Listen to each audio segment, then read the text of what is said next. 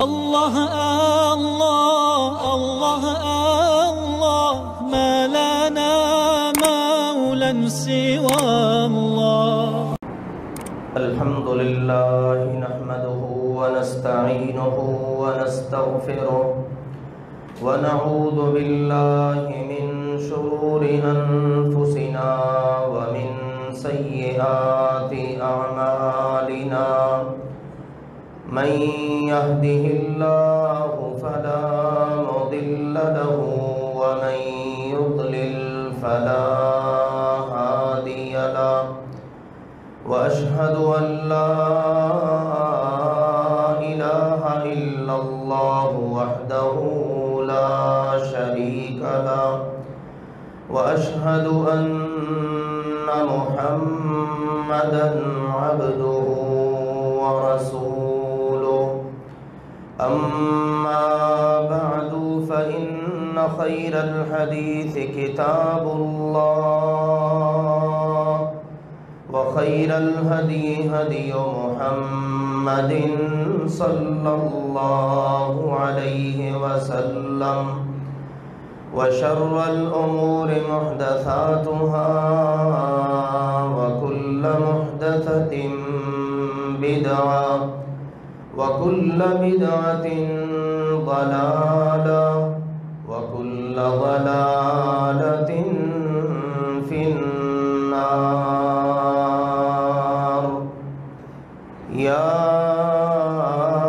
أيها الذين آمنوا اتقوا الله حق تقاته ولا تموتن إلا وأنتم مسلمون. يا أيها الناس اتقوا ربكم الذي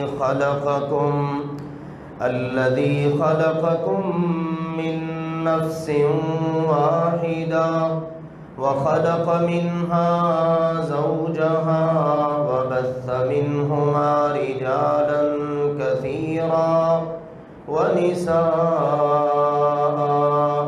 واتقوا الله الذي تساءلون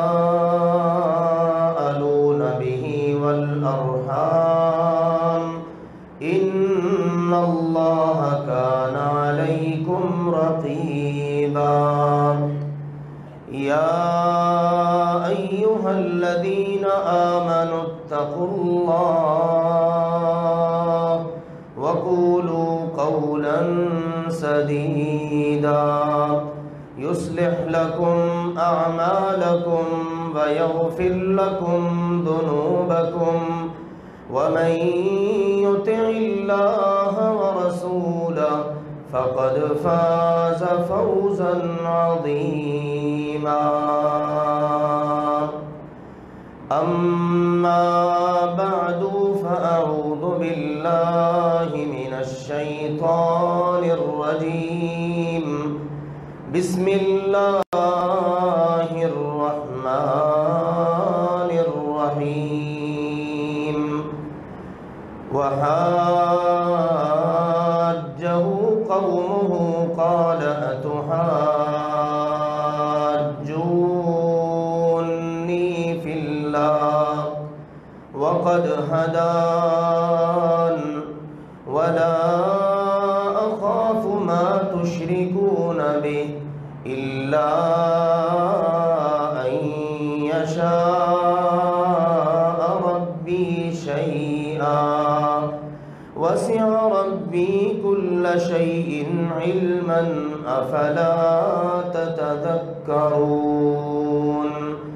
وكيف أخاف ما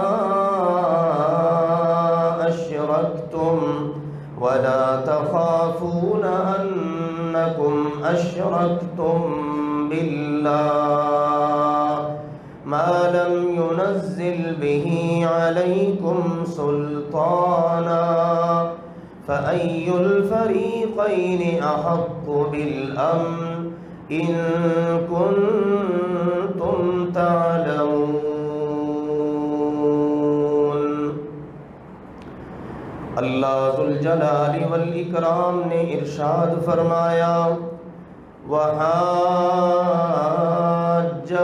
قومہ، اور ان سے یعنی ابراہیم علیہ السلام سے ان کی قوم نے جھگڑا کیا۔ قال ابراہیم علیہ السلام نے فرمایا اتحاجونی فی اللہ وقد ہدان، کیا تم مجھ سے اللہ کے بارے میں بحث کرتے ہو، جھگڑا کرتے ہو، حالانکہ اللہ تو وہ ہے جس نے مجھے سیدھا راستہ عطا کیا۔ وَلَا أَخَافُ مَا تُشْرِكُونَ بِهِ، اور میں اس بات سے نہیں ڈرتا کہ تم اس اللہ کے ساتھ اور ہستیوں کو شریک بناتے ہو، یا فرمایا اور میں نہیں ڈرتا ان سے جن کو تم اس اللہ کا شریک بناتے ہو، الا ان یشاء ربی شیئا، مگر یہ کہ میرے ساتھ جو کچھ میرا رب کرنا چاہے وہ یقیناً ہوگا۔ وسع ربی کل شیء علما، میرے رب نے ہر چیز کا اپنے علم سے احاطہ کر رکھا ہے۔ افلا تتذکرون، کیا پس تم نصیحت نہیں پکڑتے؟ وَكَيْفَ أَخَافُ مَا أَشْرَكْتُمْ، اور میں کیسے ڈروں اس سے جس کو تم نے شریک بنایا۔ وَلَا تَخَافُونَ أَنَّكُمْ أَشْرَكْتُمْ بِاللَّهِ، جبکہ تم نہیں ڈرتے حالانکہ تم نے اللہ کے ساتھ شرک کیا۔ مَا لَمْ يُنَزِّلْ بِهِ عَلَيْكُمْ سُلْطَانًا، اور شریک بھی ان چیزوں کو بنایا جن کے بارے میں اللہ نے تم پر کوئی دلیل تک نازل نہیں فرمائی۔ فَأَيُّ الْفَرِيقَيْنِ أَحَقُّ بِالْأَمْنِ، اب بتاؤ ان دونوں فریقوں میں سے ایک توحید والا ہے، دوسرا شرک والا، ایک اللہ والا ہے اور دوسرا ان بتوں جھوٹے معبودوں والا، ان دونوں میں سے کون سا امن کا زیادہ حقدار ہے؟ ان کنتم تعلمون، اگر تمہیں علم ہے۔ سیدنا ابراہیم خلیل اللہ علیہ السلام، ان کی سیرت طیبہ کا بیان اور ذکر چل رہا تھا۔ عید الاضحیٰ سے 2 خطبات جمعہ قبل، اور اس میں ہم سورۃ الانعام میں ان کا ذکر پڑھ رہے تھے کہ کس طرح سیدنا ابراہیم علیہ السلام نے کائنات میں پھیلی ہوئی اللہ تعالی کی قدرت کی نشانیوں پر غور اور تدبر فرمایا، اور پھر کس طرح سے اپنی قوم کو دعوت پیش فرمائی کہ ان تمام معبودوں کو جن کی تم پوجا کرتے ہو ان کو چھوڑو اور اس اللہ سبحانہ و تعالی کے ساتھ جڑو، اس اللہ کی عبادت کرو کہ جس نے ساری کائنات کو بنایا ہے۔ اور یہ بات سیدنا ابراہیم علیہ السلام نے اپنی قوم کے سامنے بھری مجلس میں بیان کی۔ ابتدائی خطبہ میں ہم نے یہ بیان کیا تھا، ابراہیم علیہ السلام کی قوم جہاں پر بتوں کی عبادت کرتی، وہیں پر وہ ستارہ پرستی کے مرض اور شرک میں بھی مبتلا تھی۔ عظیم مفسر امام ابن کثیر رحمہ اللہ تعالی نے اپنی مایہ ناز تفسیر ابن کثیر میں سورۃ الانعام کی ان آیات کی تفسیر میں ذکر کیا ہے کہ سیدنا ابراہیم علیہ السلام کی قوم میں 7 بڑے بڑے ستاروں کی پوجا ہوتی۔ 7 بڑے بڑے ستارے، قمر، عطارد، زہرہ، شمس، مریخ، مشتری اور زحل، ان میں سے 3 زیادہ نمایاں تھے، زہرہ، قمر اور شمس۔ یہ جو اللہ نے سورۃ الانعام میں فرمایا فلما جن علیہ اللیل رأى کوكبا، جب رات چھا گئی ابراہیم علیہ السلام نے ایک کوكب ستارہ، اس سے مراد ہے زہرہ ستارہ جو مشرق سے طلوع ہوتا ہے اور تھوڑا سا وقت گزار کر غروب ہو جاتا ہے اور اس کی روشنی بہت کم، چاند سے کہیں زیادہ کم۔ یہ جب طلوع ہوا تو ابراہیم علیہ السلام نے ساری قوم کے سامنے اس ستارے کی طرف توجہ فرماتے ہوئے کہا، اچھا تو یہ ہے میرا رب، اس کی طرف تم دعوت دینا چاہ رہے ہو۔ دیکھتے ہی دیکھتے وہ غروب ہو گیا زہرہ، پھر اس کے بعد قمر طلوع ہوا، وہ غروب ہوا، پھر شمس طلوع ہوا، وہ غروب ہوا۔ یہ اللہ تعالیٰ نے اس سورہ مبارکہ سورۃ الانعام کی ان آیات میں ذکر کیا۔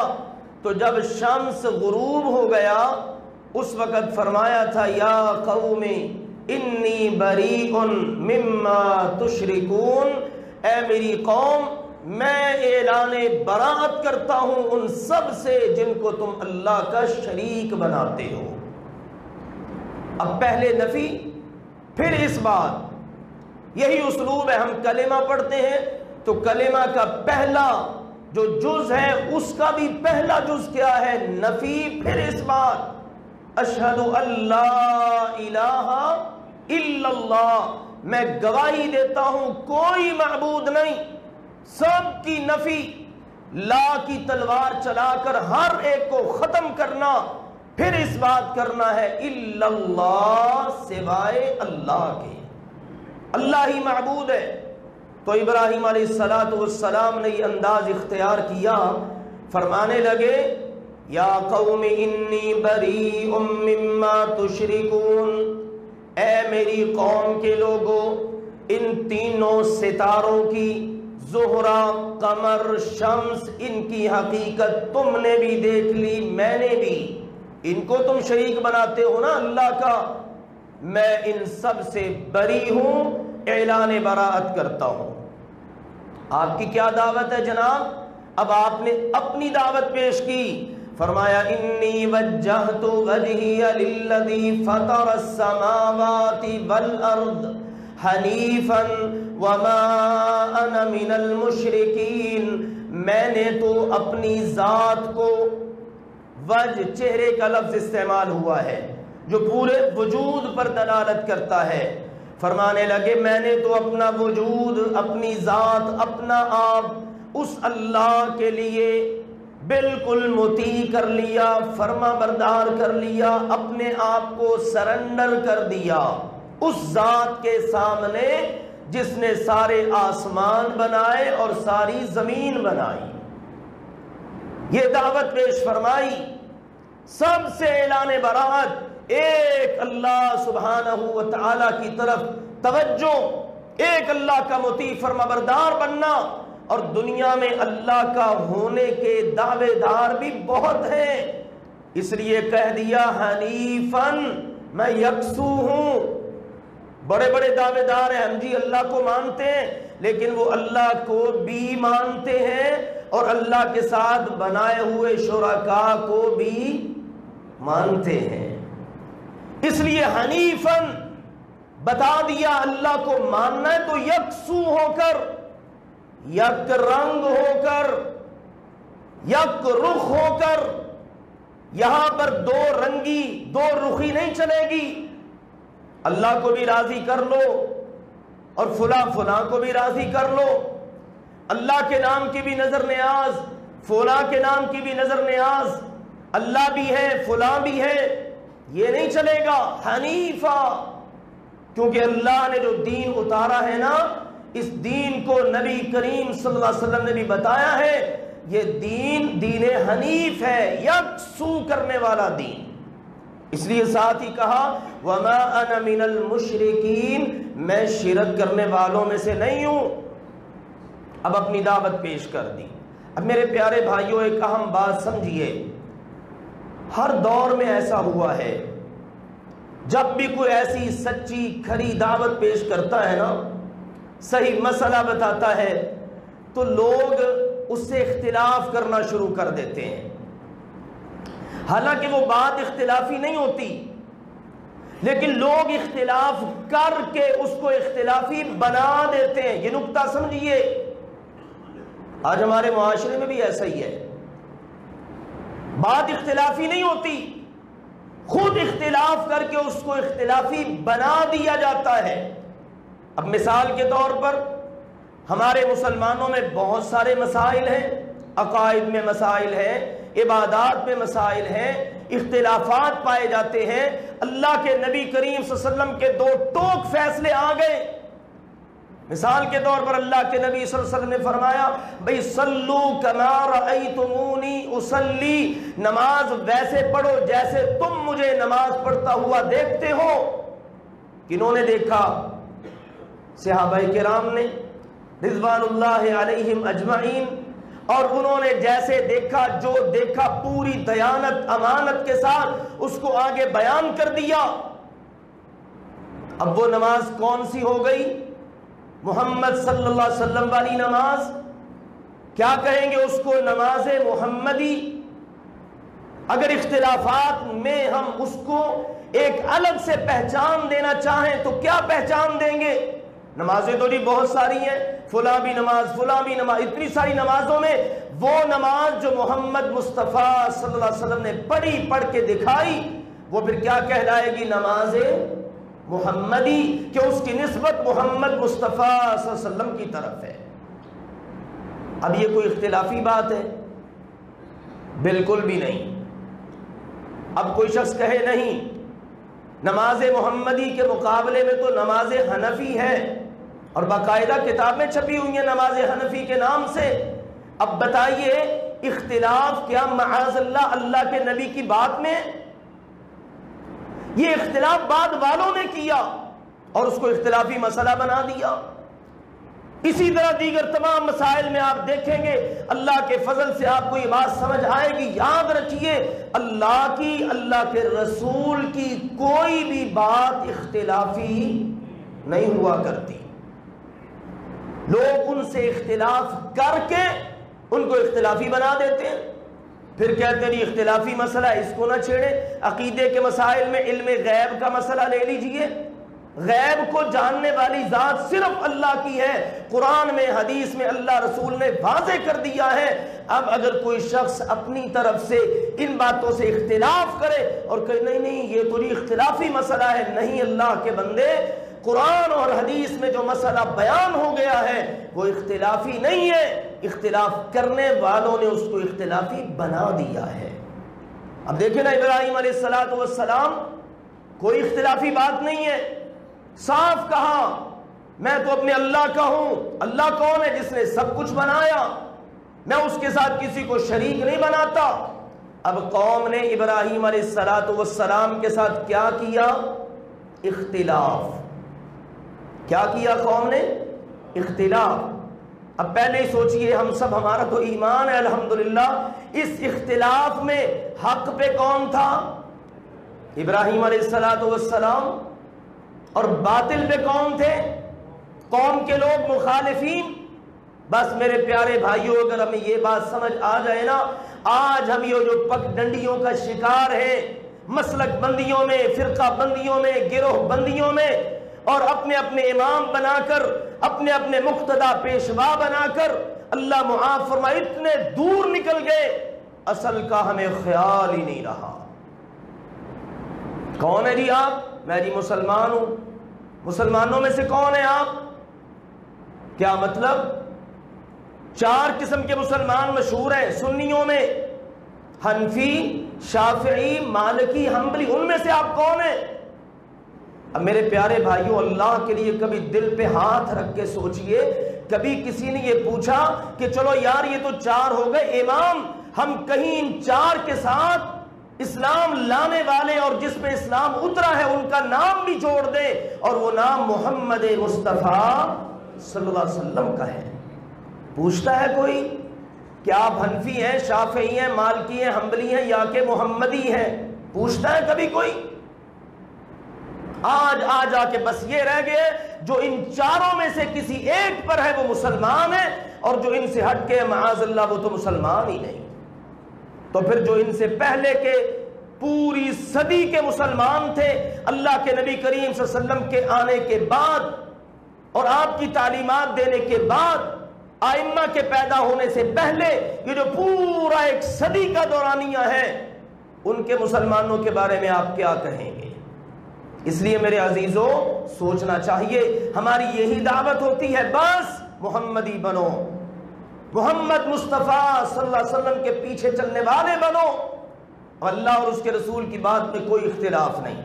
ابراہیم علیہ السلام نے یہ دعوت دی، اب قوم نے اختلاف کیا اور جھگڑنا شروع کر دیا، بحث شروع ہو گئی۔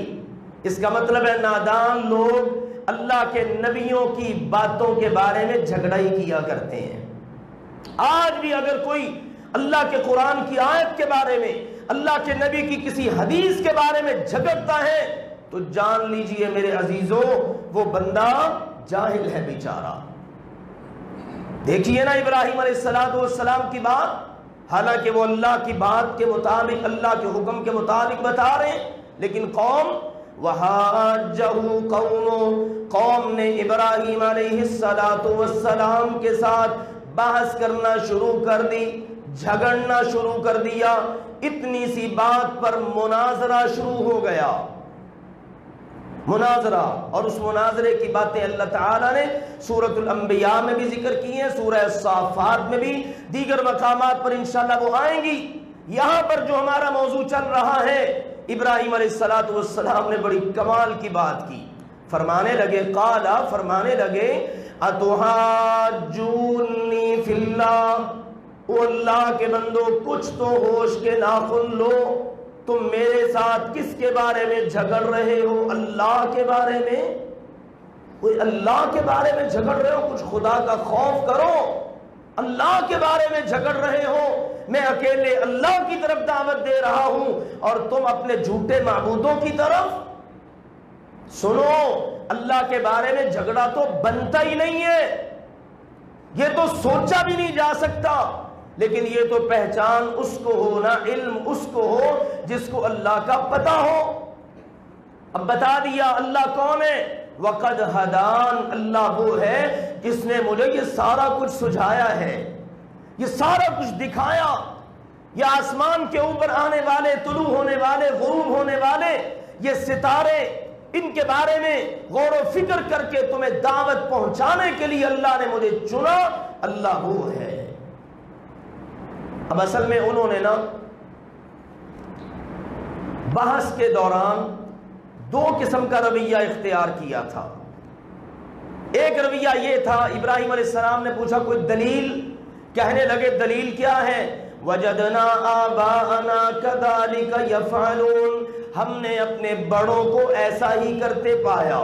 تو ابراہیم علیہ السلام نے ان کی اس پہلی بات کا جواب یہ دیا ہدایت وہ نہیں جو بڑوں سے ہوتی ہوئی آئے، ہدایت وہ ہے جو اللہ آسمان سے بذریعہ وحی اپنے نبی پہ اتارتا ہے۔ لہذا اللہ نے مجھے ہدایت دی ہے، تمہاری اس بات کا تو یہ جواب۔ اب دوسرا ان کا رویہ کیا تھا؟ دھمکیوں پر اتر آئے، پکڑ لو، نکال دو، آگ میں پھینک دو، یہ کر دو، ڈرا دو، دھمکا دو۔ اب ابراہیم علیہ السلام نے اس کا جواب دیا، فرمانے لگے وَلَا أَخَافُ مَا تُشْرِكُونَ بِهِ، مجھے دونوں چیزوں کا کوئی ڈر نہیں، تم اللہ کے ساتھ شرک کرو، مجھے اس کی کیا پرواہ، تمہارے اس عمل کا میرے اوپر کوئی بوجھ نہیں، کوئی مجھے ٹینشن نہیں۔ اور دوسری بات یہ سنو، جن چیزوں کو تم اللہ کا شریک بناتے ہو نا، مجھے ان کا بھی کوئی ڈر نہیں، کوئی خوف نہیں۔ خوف تو تب ہونا کوئی نفع نقصان ان کے ہاتھ میں ہو جب وہ نہ نفع کے مالک نہ نقصان کے مالک، نہ ان سے کوئی فائدہ ہو سکتا ہے نہ ان سے کوئی نقصان، تو پھر مجھے ڈرنے کی ضرورت ہی کیا ہے۔ یہ بڑا اہم نقطہ ہے میرے عزیزو۔ اگر آج بھی مسلمانوں کو یہ سمجھ آ جائے تو یہ جو جگہ جگہ آستانے ہیں، مزار ہیں، یہ پیر خانے ہیں، نہ جانے کیا کچھ ہے، اس سب کا قلع کما خاتمہ ہو جائے۔ اصل مصیبت یہ ہے، مسلمان جب ڈرتا ہے، نفع نقصان کا مالک اللہ کے علاوہ کسی اور کو سمجھتا ہے، تو پھر نتیجہ یہی نکلتا ہے۔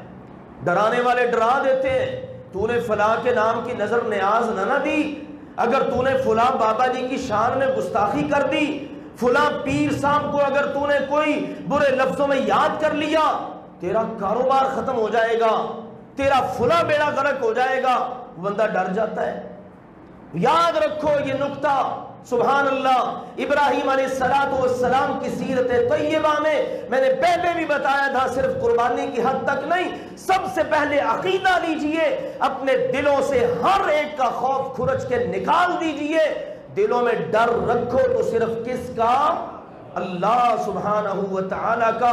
اسی لیے کہا الا ان یشاء ربی شیئا، ہاں یہ الگ بات ہے، اس کو کہتے ہیں استثناء منقطع، بالکل الگ بات ہے، میرا رب میرے ساتھ جو چاہے سو کرے۔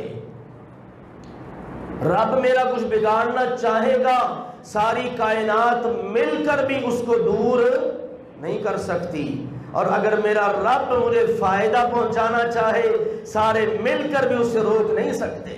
اللہ نے اپنے نبی سے بھی کہا، میرے نبی جی آپ بھی کہہ دیں لوگوں میرے ساتھ بھی جو ہوگا نا وہ سب میرے رب نے ہی کرنا ہے۔ وَإِن يَمْسَسْكَ اللَّهُ بِضُرٍّ فَلَا كَاشِفَ لَهُ إِلَّا هُوَ وَإِن يُرِدْكَ بِخَيْرٍ فَلَا رَادَّ لِفَضْلِهِ۔ میرے پیغمبر جی اگر آپ کا رب آپ کو کوئی نقصان پہنچانا چاہے، اس نقصان کو اللہ کے علاوہ کوئی دور نہیں کر سکتا، اور اگر اللہ اپنا فضل کرنا چاہے تو اللہ کے فضل کو کوئی ٹال بھی نہیں سکتا۔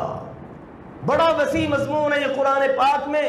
اللہ کے نبی صلی اللہ علیہ وسلم نے بڑی پیاری بات کی، آپ نے فرمایا لوگوں یاد رکھنا، بلکہ اپنے صحابی کی تربیت کرتے ہوئے فرمایا وَعْلَمْ، اس بات کا تمہیں علم ہونا چاہیے، اس بات کو دل و دماغ میں بٹھا لو، ان الامة لو اجتمعت على ان ينفعوك بشيء لم ينفعوك بشيء الا قد كتبه الله لك، اگر ساری کائنات اکٹھی ہو جائے آپ کا کوئی فائدہ کرنا ہے تو نہیں کر سکتے، فائدہ وہی ہوگا جو عرش بری سے اللہ نے لکھ دیا ہوگا۔ کیوں میرے عزیزو، اگر یہ عقیدہ پکا ہو جائے تو کسی کا لالچ، کسی کا دل میں ڈر، کسی سے طمع، کسی سے امید رہتی نہیں ہے، پھر ساری امیدیں وابستہ ہو جاتی ہیں کس کے ساتھ؟ اللہ کے ساتھ۔ بھئی نفع تو اسی نے کرنا ہے۔ واہ میرے اللہ، کیسا زبردست ہے یہ عقیدہ توحید جو اللہ کی پیدا کردہ مخلوق کو بس اللہ سے جوڑ دیتا ہے، مخلوق سے توڑ دیتا ہے۔ اور ساتھ ہی اگلی بات فرمائی وَعْلَمْ، یہ بھی یاد رکھو أن الأمة لو اجتمعت على أن يضروك بشيء لم يضروك بشيء إلا قد كتبه الله عليك. ساری کائنات مل جائے آپ کا نقصان کرنا ہے، نہیں کر سکتے، وہی نقصان ہوگا جو اللہ خالق نے مقدر میں لکھ دیا ہوگا. اس ایک حدیث کو ہی میرے عزیزو ہم پلے باندھ لیں، نوٹ کر لیں، دل و دماغ میں پختہ کر لیں. حقیقت بات ہے یہ ساری کی ساری شرک کی عمارت زمین بوس ہو جاتی ہے. یہی بات یہاں پر ہے نا، مجھے تمہارے شریکوں کا کوئی ڈر نہیں، بڑے بڑے نام تم نے دے رکھے ہیں ان کو، تمہاری نگاہ میں ہوں گے بڑی کرنے والے، بڑے پہنچے ہوئے، میری نگاہ میں سب کچھ کرنے والا کون ہے؟ میری نگاہ میں سب سے زیادہ پاور والا کون ہے؟ اللہ. میری نگاہ میں سب کچھ کون ہے؟ اللہ سبحانہ و تعالی. اور ابراہیم علیہ السلام کی سنت قربانی پر عمل کرنے والے مسلمانوں، آؤ اللہ کے لیے اس سیرت و سنت کو بھی اختیار کرو نا کہ عقیدہ ان کے عقیدے جیسا. اور ساتھ ہی بتایا وسع ربی کل شیء علما، میرے رب نے ہر چیز کا اپنے علم سے احاطہ کر رکھا ہے. میرے رب کو سب پتہ ہے کون کیا کر رہا ہے، کس کی کیا ضرورت ہے، کس کی کون سی ضرورت کب پوری کرنی ہے. یہ میرے رب کو سارا پتہ ہے، ہمیشہ سے ہر چیز سے پوری طرح آگاہ اور واقف ہے. یہ دعوت ان کے سامنے رکھتے ہوئے کہا افلا تتذکرون، تم نے میری طرح غور و فکر کر کے تو نصیحت نہیں پکڑی، چلو اب میری دعوت دینے پر ہی کچھ نصیحت پکڑ لو. بھی چلو بندے کی آنکھیں نہیں کھلی، کان میں آواز ہی کسی اللہ والے کی پڑ گئی، اخلاص پر مشتمل اور ہمدردی والی اور محبت والی، چلو اس پر غور کر کے کچھ نصیحت پکڑ لو. کیا تم نصیحت نہیں پکڑتے؟ پھر مزید ابراہیم علیہ السلام نے اس پر بڑی شاندار باتیں ارشاد فرمائیں. انشاءاللہ اگلی بار ان کو عرض کریں گے. اللہ ذوالجلال والاکرام ہم سب کو کما حقہ سیرت ابراہیم علی صاحبہا الصلاۃ والسلام پر عمل پیرا ہونے کی توفیق عطا فرمائے. وآخر دعوانا ان الحمد للہ رب العالمین.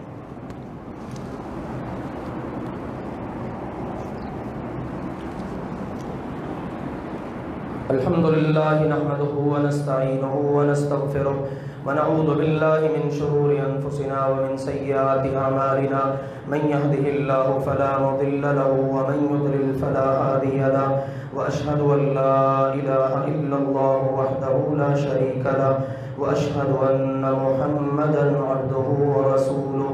أما بعد فإن خير الحديث كتاب الله وخير الهدي هدي محمد صلى الله عليه وسلم وشر الأمور محدثاتها وكل محدثة بدعة وكل بدعة ضلالة وكل ضلالة في النار.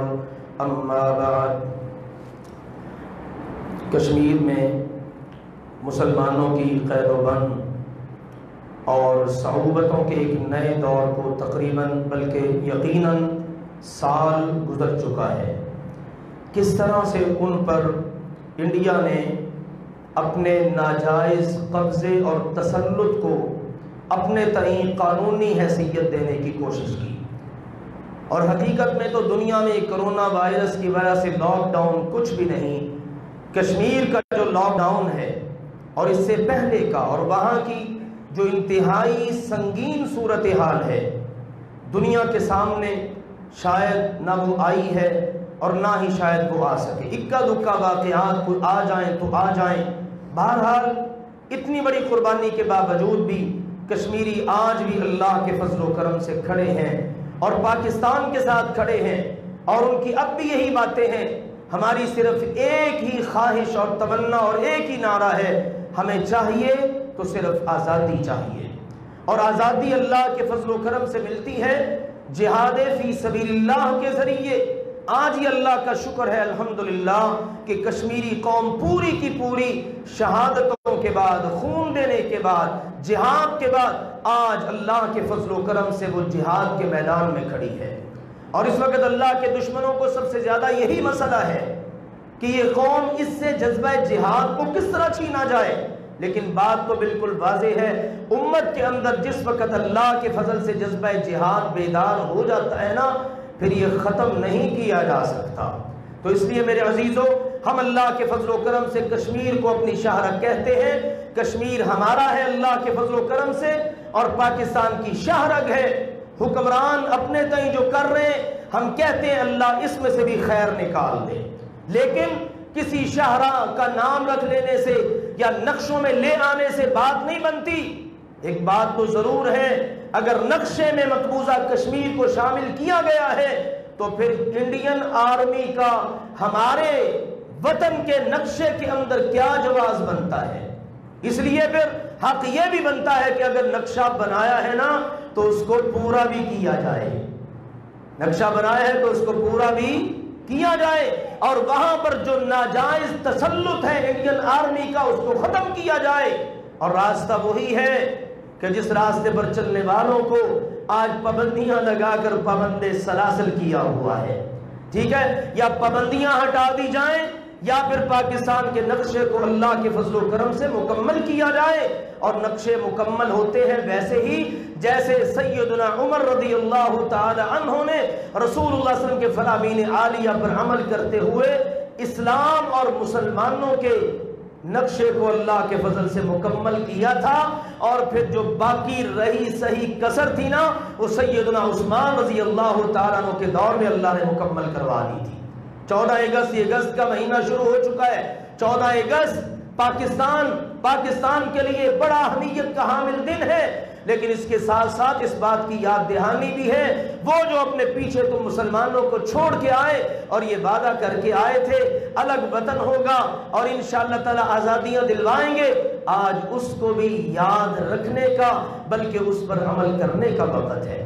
تو آؤ اللہ کے فضل و کرم سے ہم بھی اس کے اندر اپنا کردار ادا کرتے رہیں. میرے عزیزو، اس معاملے کے اندر ہماری ہمدردیاں، ہمارے اسباب، ہمارے وسائل، آج کل سوشل میڈیا ایک بڑا زبردست ذریعہ اور ٹول ہے.